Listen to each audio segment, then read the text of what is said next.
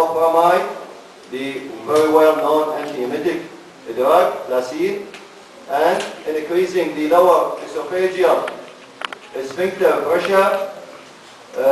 Unfortunately, we have had a drug which is cisaprine, which has been already withdrawn from the market, but still this point, improving the lower esophageal sphincter can be done by some types of food and avoiding other types of food, so by changing the lifestyle, especially related to food, and enhancing the esophageal acid clearance and protecting the esophageal mucosa by some drugs which can make a coat or coating such as saccharine. However, some of these drugs which I mentioned are considered as first choice. Some are considered as drugs used when the other drugs fail in the alleviating the symptoms. So, the treatment, as I said, we have 3 phases. In phase 1, we give what is called, of course, lifestyle changing in all phases. In all phases, the patient should give given some advices to change some points, some food habits to decrease the symptoms and to decrease the reflux of acid. So lifestyle changes is indicated in all patients with this condition.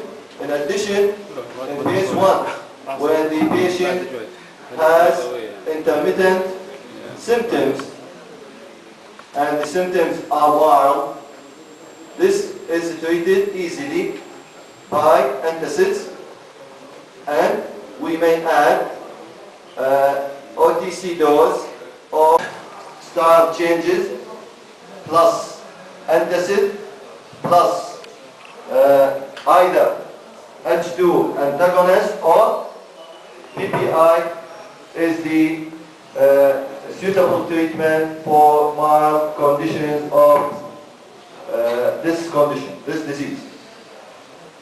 While phase 2, when the condition is or has very typical symptoms, continuous symptoms, then the treatment will be by standard or high dose acid suppressing agents, either H2 antagonist or PPI, of course, passing the lifestyle changing.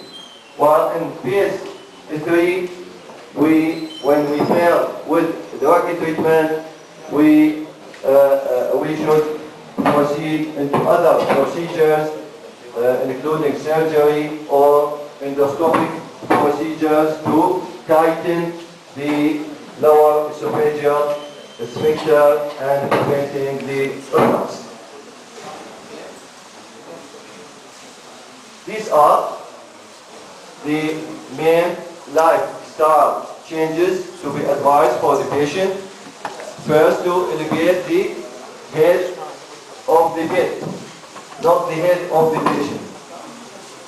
Because elevating the head of the patient may be by advising to put 2 pillows or 3 pillows under the head, and this is not the point here. We need to elevate the body from the upper abdomen and up. يعني ما في فايدة بقول له حط مخدتين أو 3 مخاد تحت راسك وتنام. لا، بدي السرير اللي بينام عليه بيحط تحته في شيء بيرفع few inches 5-6 inches blocks أو قطعة خشب أو كذا. لذلك البيت بدي يكون tilted up at the head, not the pillows, and to use a pillow of foam, يعني مش وش اللي بتنزل بسهولة؟